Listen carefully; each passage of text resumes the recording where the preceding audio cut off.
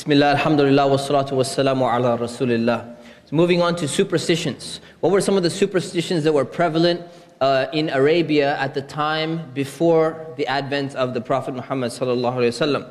Well, one of the superstitions among the Arabs was that during the time of pilgrimage, they came up with this concept that if you lived in Mecca and you were performing the pilgrimage during the season where you're supposed to come, where you're supposed to be there, if they wanted to go back into their house during one of the parts of the pilgrimage, you're not allowed to go through the front door. You have to sneak in through the back door of your house.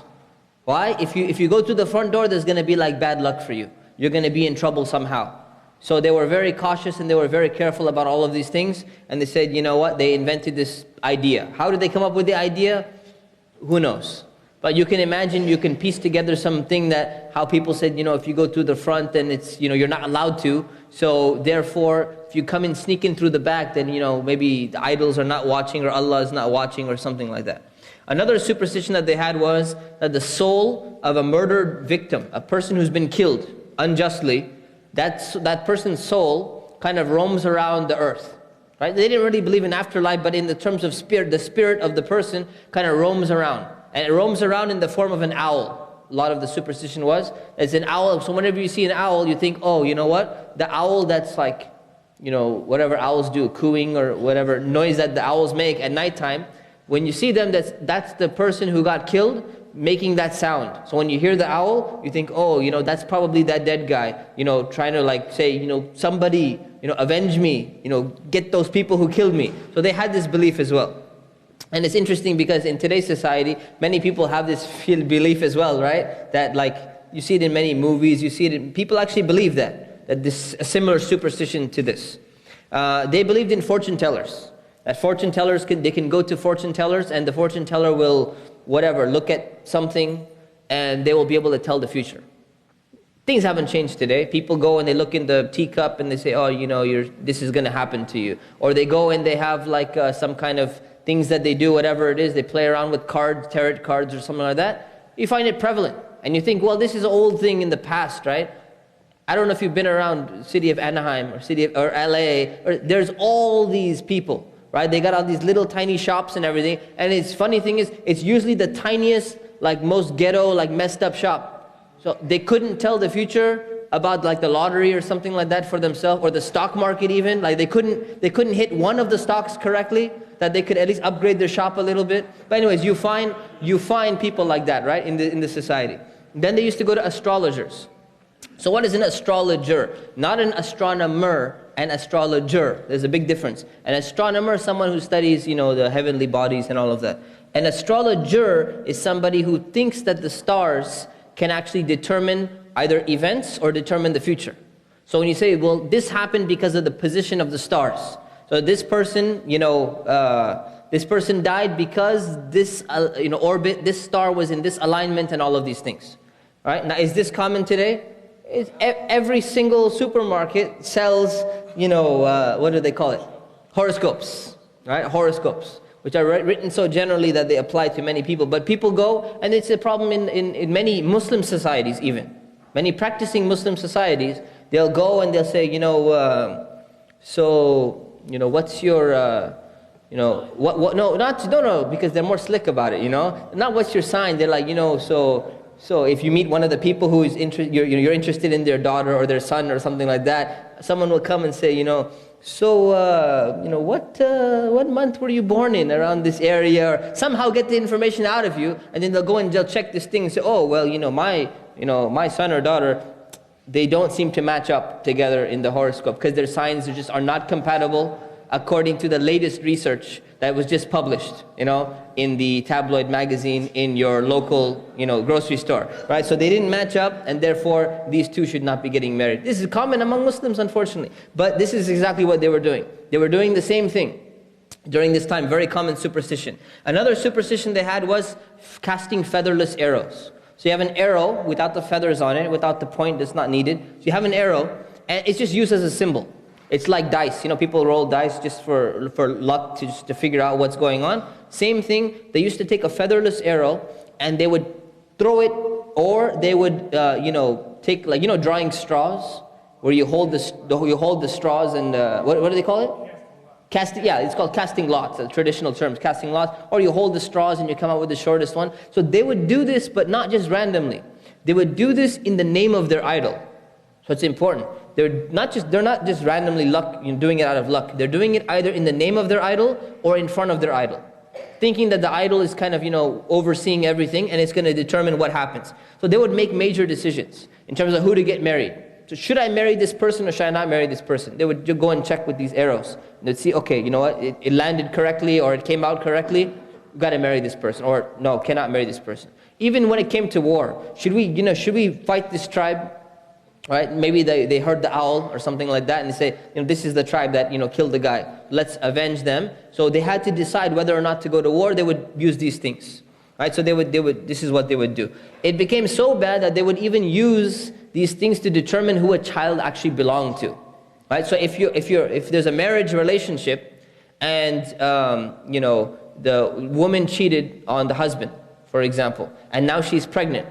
So does the child belong to the husband or does it belong to the boyfriend? So you have to determine somehow. What's a great way to determine for them? Say, well, just go to the idol and just check the arrows, and whichever one the arrow shows, that means that child belongs. Even if the guy comes out a different color or completely different facial features, the child is completely different, doesn't matter. The idol has decided correctly and we don't mess with the idol. So that's some of the superstitions that they had. Okay, moving on. So the morals. Do not think that the Arabs were just the most messed up people on the earth and there was nothing good about them. They were just demons or something like that. They had some good qualities, and you have to be balanced. You have to look at what were some of the good qualities they had.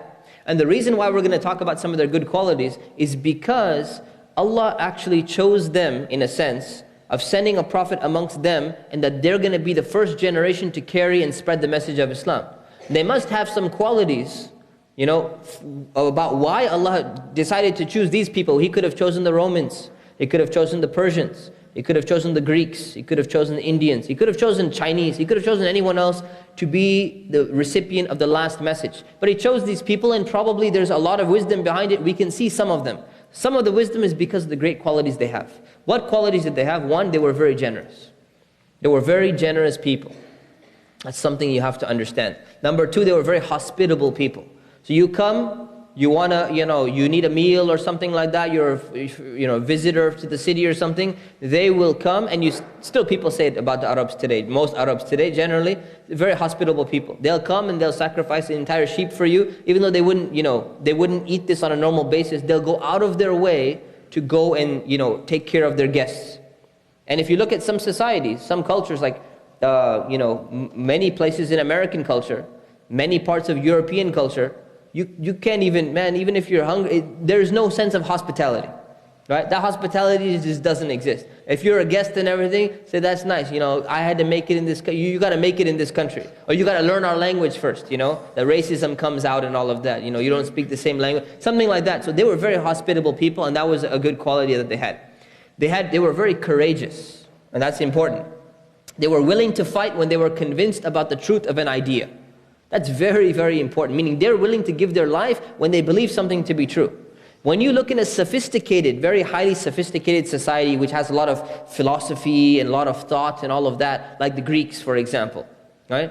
You can think and you can talk and you can express yourself in a lot of things, but you'll find that people who are like philosophers, who think a lot, they're the most hesitant when it comes to action. Right? They'll be the ones who think 100 times, and then basically either the war is over or the battle is over, whatever needed to be done. If someone comes and points a gun at someone else, well, if I attack him from here, then he might do this, and if he does this, then he might do this. The guy's going to be dead by that time, right? By the time you think about that. So they were very courageous people, and that actually could serve as either a good thing or a really bad thing. In their time, it was serving as a really bad thing until they became Muslim, and they carried on that quality. Because otherwise, you'll just go and kill the wrong people or do something else. They were very loyal. Their loyalty to the family, their loyalty to tribe was something which was very honorable in extent. But it became extreme. But the problem is, if you look at society today, loyalty to family is almost non-existent in many societies now. It's gone. Everything is about selfish individualism. So family or doesn't family, everyone has some fight in the family. Everyone's family members are ripping each other off. They didn't do these kind of things because family was very, very important to them, and the tribe was very important to them as well. They were simple people. All right? You can see this as a pro or a con. But you could say from a good quality, they were simple in the sense that they were not so concerned with having so many material possessions and having so many things. They weren't stressed out all the time, like, why can't we move up to the higher classes, or why can't we be like the Romans or something like that. They were quite content with the simple life that they were living. Right? So there's pros and cons to being simple. Some of the bad qualities though. Right? So some of the good qualities, when they're out of balance, can actually turn into bad qualities.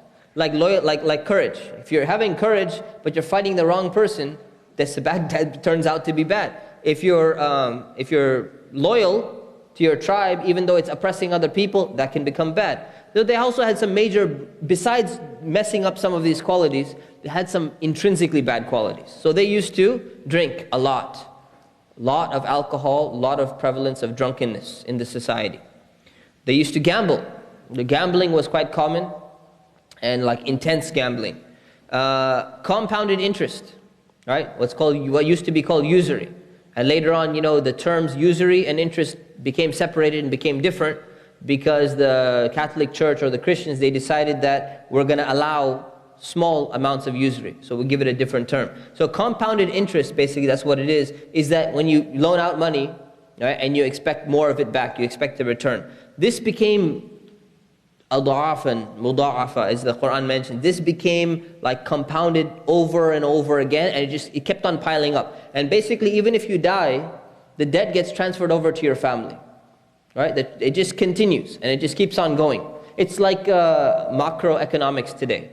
Right? If the World Bank or the IMF or something like that, if they give a loan to a country, and that country, the leader decides to take a bunch of loans and put the country in debt and inflation and all of these things, and now a new charismatic leader who's honest and upright and just and everything takes over, are all the debts forgiven, and all of a sudden they start from scratch, and now we can recover our economy and everything? No, the debt stays and it gets transferred over and it continues, and that's why the countries can't develop. No matter how great of a leader you put in there, the system is restricting you and keeping you there. So they had something very similar to that. Same thing where people would be even, sold into slavery because of interest and because of debt compounding. Okay? Let's continue about their morals a little bit, then we'll take questions after this slide. So, when it came to women, so women for the most part were deemed as inferior unless they came from like a high-class society or something like that. So what ends up happening is, sometimes people today, they're looking at all of the amazing rights and all of the great things that Islam has done for the women in the past. And when you explain it to them, there are people actually who are writing books now to try to make an argument that actually before Islam, women had more rights and women were better off and women were this. They're actually coming out with this. I've seen several of them. And this has been happening for like the last 10 years. Why? Because they know Muslims are trained, rightfully trained, to answer and say, look at how society was. Look how much Islam did for women at that time. So now some groups of people have come to try to make the argument that, look, women actually were amazing in this and all of this. So they pick on like one or two and say, see, look, if you have one example or two, that's sufficient. That's scientifically credible, although it's not. So the thing is, you can pick some women from high-class society and say, okay, they weren't treated inferior. They were treated well, like Cleopatra or whatever it may be, right? Like in another society. But the majority, the vast majority, overwhelmingly, were treated as inferior beings. For example, some of the examples: if a girl was born, people would become very sad. This is directly mentioned in the Quran. People would become upset that a girl came out because they didn't know what was going to come out. A girl comes out, very upset. Now, why were they upset? Try to understand the reasoning. Why were they upset? Some people today, I just wanted a boy, or I just wanted a girl, or whatever. They actually had a reason. Their thinking was that if you have a boy, the boy is able to do two things which are very important in that society and needed in that society. Number one, the boy can earn money, because at that time, men were generally the ones who were working. And it was, of course, very few women were trading. There were a few women who traded, but generally men were working. Why? Because also it's dangerous. The Arabs were traders for the most part. They were going and traveling on caravans and everything. It was dangerous for them even. So for women to generally be traveling is something very rare because it was very dangerous. And number two, they fight. The men would be able to fight, right? Not the same way that the women could be able to fight. So for them, this was like for survival purposes. So the arrogance and the preference became like part of their, wanting to have, security and a great tribe and a great empire, like a great clan and all of these things. That doesn't mean that it's justified to prefer a guy over a girl, but this is something that they used to do commonly. And of course, the Quran came and condemned this behavior, and it described this behavior that they had. Some fathers used to bury their girls alive. So when they were born, they would go and they would take them and they would actually dig a ditch, put them into the ditch and put the dirt on top of them. Right? Why would they do this? Because they say, you know what, we were upset that we wanted a boy, number one, but now this is another mouth to feed. So this is just going to be a burden having another girl. We don't even want to deal with this, so they go ahead. It's like a form of abortion. We're not going to get into the topic of abortion, but you understand the point, right? The whole debate about abortion is whether or not you're killing a child. That's where the whole debate takes place, and how many months and whether it should be done or all of that stuff. So this was taking place. Women did not receive inheritance.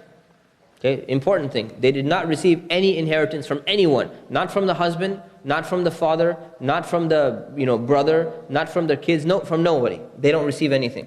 Men could have unlimited wives. Right? So there was no limit to wives, and polygamy was widely practiced, but there was absolutely no limit at all. And number two, women cannot divorce. Right? So women could not petition for divorce. So now you understand how unlimited wives plays a role, right? So if the women cannot petition for divorce and the guy can have unlimited wives, what could he simply do? He could simply, the ones he doesn't want to deal with or whatever, they're stuck hanging in the middle and they can't do anything. It's very much like, it's like Christianity without the polygamy. Because in traditional Christianity, Catholicism in Europe, women are not allowed to divorce. In fact, the divorce doesn't exist. It's not allowed at all. But here, women could not even petition for any type of divorce. So the woman is stuck and she's left hanging, basically. And she has nothing, no one else to turn to. Prostitution became very common. So prostitution was very common at that time, and unfortunately, prostitution is becoming very common today. It's not even common, it's becoming normalized. It's becoming normalized. So for example, today, Muslim women, I'll give you an example, in Germany, one of the Muslim women activists I had met, she was in Germany coming from the UK, and she was fighting for Muslim women's rights, that they should be given social support by the government if they don't have a job, if they can't find a job. And working in a prostitution house does not count as a job. And the German government was insisting that no, prostitution is a legitimate form of income, and if she decides not to take that job that we're offering her, she will not get government assistance anymore. This was, I think the sister's still fighting. I think she had one victory, but I don't know if it completely passed. So it's becoming very common, because it's seen as an honorable profession. So prostitution was very, very common in this society, the way it's starting to become even more acceptable today. So how did it work?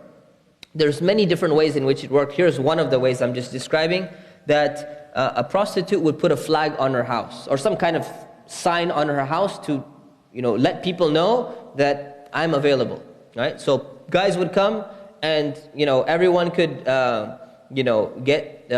get served for free. Okay, they can get served for free. Any number of people can come. But when she gets pregnant, this was the kind of contract that was there, unwritten contract. That if she gets pregnant, she gets to call all the customers who came, and she gets to pick. Either she can choose who the father is by just looking at the child and say, well, he looks kind of like you. So when she chooses, that person has to marry her and has to take care of her. This was a form of marriage that was actually practiced. This is one way to get married in Arabian society. Another way was you go and use the arrows, casting lots, and you figure out who the child belonged to, and then you end up in a marriage and stuff like that. So all of this was outlawed by Islam, of course, but this was something that was quite common. So you understand what kind of society we're talking about here. Very few people could read or write. So very few people actually had the ability to read, the ability to write.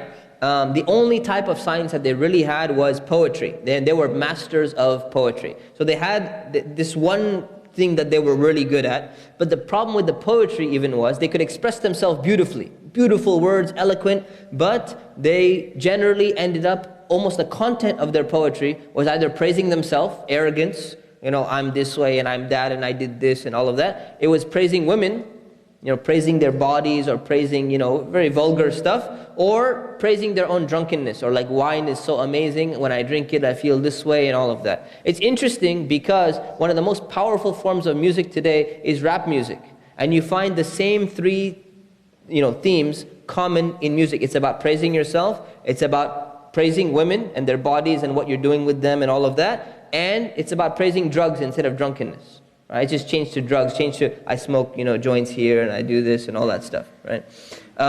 There was illicit relationships. So illicit relationships were very common. In fact, it was something that was almost acceptable within society. An example, just one example, is that there was poetry of somebody committing adultery with their own cousin, and that was hung up on the Kaaba as amazing poetry. So there was something called the Sab'a Mu'allaqat, the special hung up poems that get hung up every year during the pilgrimage season on the Kaaba to be displayed to all the Arabs who come from all the different areas.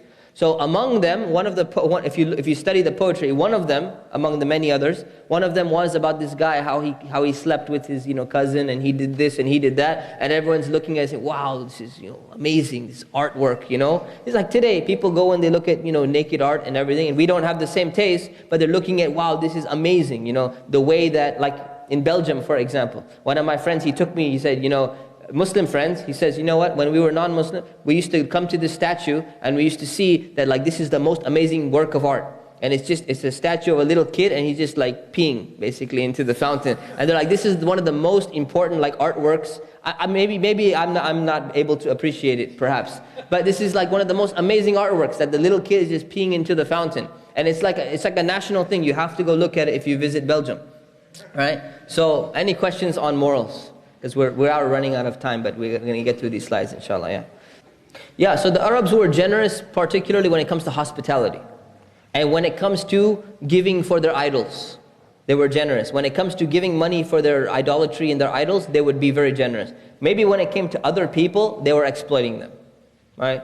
So you would be generous in terms of hospitality, you'll feed the guy a bunch of stuff and all that, but when it came to economic transactions, they became tough. They were traders at the end of the day. So they had 4 sacred months. Okay, there were 4 sacred months which were actually deemed sacred at that time, where no fighting should take place. No wars, no battles, no raiding of any other caravans during these 4 months. Okay, and this is specifically mentioned in the Quran, and it's most probably something that was carried from the time of Prophet Ibrahim. So they maintained that. And what did it allow? It allowed them to have caravan journeys going up to Syria and going down to Yemen. Okay, up to Syria, down to Yemen. These were some of the caravan routes. They would travel other caravans as well, but these were 2 major caravans, and this is mentioned in the Quran, in Surah Quraysh. Those of you who've read the translation, it's mentioned specifically in the Quran, that the people who were in control at this time had these two caravan journeys, because the area of Yemen and the area of Syria in the north and south of Arabia were very prosperous areas. Arabia was like still desolate, kind of like a desert. So you need stuff to come in. They did not produce all of their own stuff. It was being imported. So the majority of their stuff that has to do with civilization was being imported. The majority of all their luxuries or whatever it was not being produced in the middle of Mecca or even in any of the surrounding regions. It was being produced in somewhere else, and it was being imported. And we're going to find out what was happening in Yemen, what was happening in Syria. They used to fight petty wars for years, right? For something small. Someone maybe looked at the person wrong or did something small. The clan would go to war with the other clan, or tribe would go to war with another tribe. So they would do this type of things, and they had this tribalism. So the way the tribalism works is there's a tribe, and within the tribe, there are clans. Right? And these clans are like families, and the tribe is one giant extended super family. And there's tribes spread throughout Arabia. Right? So there is no central government or anything like that. They're spread throughout Arabia, and that's the way tribalism worked. So you would fight with another tribe if you didn't like whatever happened, or you'd make an alliance with another tribe to team up against a third tribe in order to beat them out. Okay? So there was no law except what they call the law of the desert. You know, people, some authors, they love to call law of the desert. I mean, this was the way that most places were in the world, unless you had an empire. And if you had an empire, then generally you had either some kind of oppressive law or something like that. So whether you have law or you don't have law, it's not that amazing, right? A difference. So you had no law, you had no government. So there was no central government. Every tribe was independent. And if every tribe is independent, you believe that your tribe is always the right one. So basically, you either have an alliance with another tribe, or you're going to be at war with another tribe. And the only way you solve the war with another tribe is you make another alliance over here. So it's very strategic, right? You gotta multiply, you gotta have as many kids as possible, right? You hope that there are gonna be more boys so that they can go and they can become soldiers and they can arms, or that they become really smart and they become traders and they make a lot of money, because you're potentially in danger if someone wanted to come and take you out. So alliances were needed in order to survive. Okay, yeah. So with regards to the 4 sacred months, is it true that they moved the months around? Yes, absolutely. They did. They used to move them. They used to play around, because what ended up happening was when they wanted to attack somebody, the people who are in power, when they wanted to attack somebody during one of the months, they would just say, you know what we're going to do is we're going to make this month up, right? So we'll go ahead and attack them anyways, and we're just going to shift this month later on, and we're going to make up for this month, and it's going to be okay. So they would play these games. Right? They would say, if we go ahead and make up 2 months for the 1 month, we can attack this guy in this month, and then we'll go and make up an extra one. So they were doing this as the calendar became a little bit messed up. Okay? All right, moving on. Other religions. There were Jews. I'm going to show you a map after this slide. So just try and picture imagine this is Arabia, and you're going to see it. Imagine this is Arabia. So there were Jews living in northern Arabia. Okay? So there were Jews in Arabia, but they were living in the north, kind of the northern regions. The Jews had a presence in Arabia. They actually controlled Yemen, which is in southern Arabia on the bottom, until their leader began to persecute the Christians who were actually in that region, and they got ousted. So what ended up happening, the Abyssinian Empire, which was in league with the Roman Empire, they teamed up together and they sent, because they were Christians, Abyssinians were Christians and the Romans were Christians. They teamed up together and they sent an entire army to go get rid of this Jewish leader, right? So they got rid of him because he was persecuting Christians, okay? So he was ousted. But that means that there were still some Jews there, and there were a lot of Christians there, because when you send the army, you leave the Christians once you take over the land. So they were there. Now the problem with Judaism at that time, and continuing, is that they had a lot of focus on outward piety. So they became very legalistic. Lots of laws, lots of rules. If an animal has a hoof like this and it's twisted like that, then you're not allowed to eat it. And if there's a fish on the bottom, or there's a little type of animal, and if it does this or does that, then very, very legalistic in nature. That was one issue. And the second issue was the racial superiority. That they thought that because they're from this tribe, because they're from the descendants of so-and-so, they're going to be automatically saved, and everything's just going to be fine. So it became like racial snobbery over other people. So that was one of the issues. So just giving you how the circumstance was at that time in the world in terms of religions. Christians were in southern Arabia, and you understand why. They were there a little bit before, and they were there even more after the Abyssinian and the Roman Empire had sent in the army to take out the Jewish leader. In northern Arabia, they were also there. So there were Christians in northern Arabia. Why were there Christians in northern Arabia? Because of their vicinity to the Roman Empire. Let me just show you the map so that it becomes a little bit more clear. Okay, this is a map of Arabia before the Prophet ﷺ. This is Arabia, this region right here. Okay? You want to put the camera on it, perhaps? It might help. All right, so this is, we just lost it. All right. This is Arabia, okay? This southern area right here, this southern area here, this is Yemen. This is called Yemen here. Modern day Yemen, but this is Yemen, this area. Aksum, this is Ethiopia, modern day Ethiopia area. This is this Abyssinian Empire over here. Hijaz, this is where Mecca, Medina, all of these places are. Okay? This is the Sasanian Empire, meaning the Persians. This is the Roman Empire, meaning the Byzantine Empire, meaning the Romans. They're Christian. We'll talk about them. They're Christian here. And this was controlled by the Jews for a little while. The Christians teamed up together here, and they sent the entire group of Christians here to take out the Jewish leaders. So you have a lot of presence of Christians remaining over here because of that thing that happened. Okay? And then you have Jews in the northern Arabia, this area over here. And you have Christians around these borders over here. Why? Because they're so close to the Roman Empire that they, spread their Christianity over here, or for political reasons, some of the Arabs became Christian. Okay? So going back to this, so you have Christians in southern Arabia and northern Arabia. The problem with Christianity at that time was that Jesus was worshipped now. Rather than the teachings of Jesus being from a prophet, he's being worshipped as God.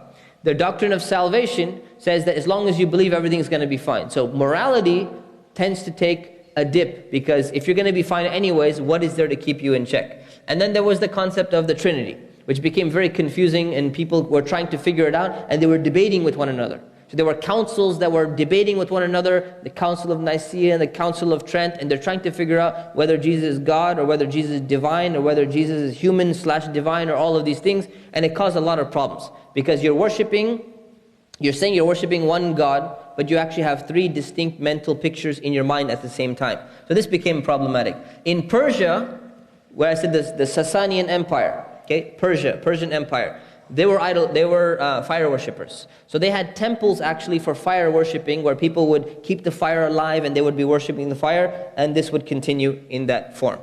The Persians, during the advent of the Prophet, peace be upon him, when he came, remember, the Jews were there, the Jews were kicked out by the Christians. At that time, the Christians were kicked out by the Persians, because there's two major empires in the world. There's the Persians and there's the Romans. And they're competing with one another. So the Persians actually managed to kick out the Christians, and they had control over Yemen. So that means you do have fire worshipping in Arabia, in the south.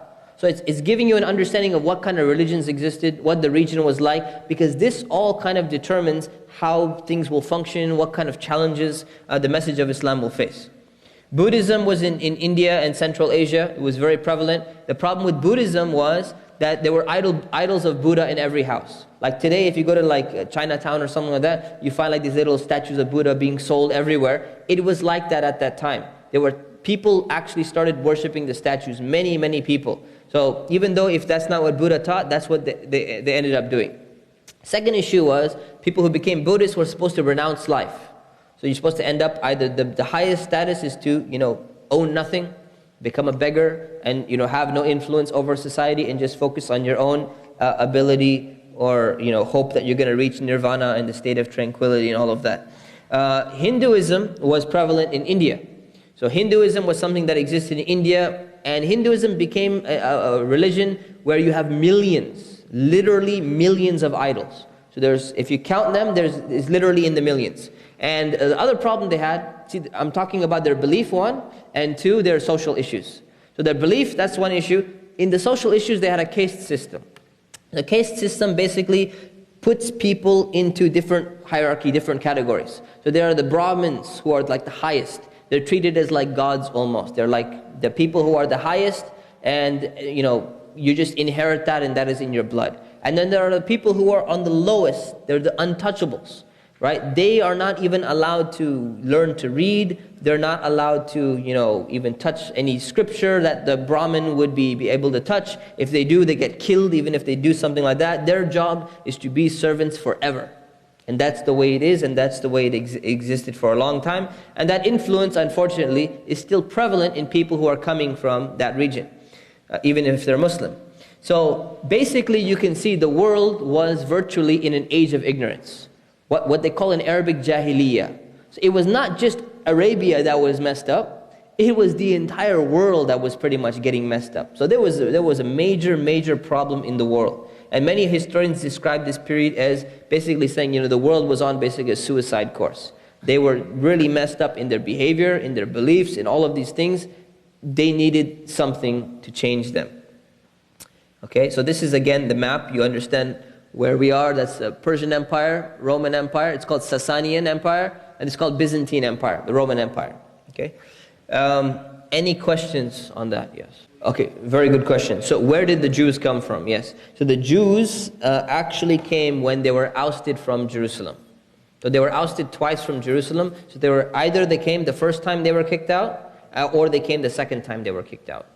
Okay, so it could have been either one, and then they began to kind of spread their religion a little bit among the Arabs. So they became completely Arabized. They were complete Arab Jews. They spoke Arabic and everything, but they maintained their Hebrew as well. So they maintained their language, and they were literate people, and they established themselves very nicely in Arabia. See, Arabia, well, coming to whether or not it's the area of Arabia, or whether it's not, whether it's because of their language or something like that, the thing is the Arabs originated in the south, in the Yemen area. Then they spread up and around this entire area. So it's the people who lived in the south who were actually the real Arabs. And they kind of spread out. So now, because it was kind of spread out, it became known in English as Arabia, or whatever, Jaziratul Arab, or the Arab people, because they controlled the entire area. Doesn't necessarily mean the entire region or this whole peninsula was considered Arabia from the past. It depends who gave it a name, right?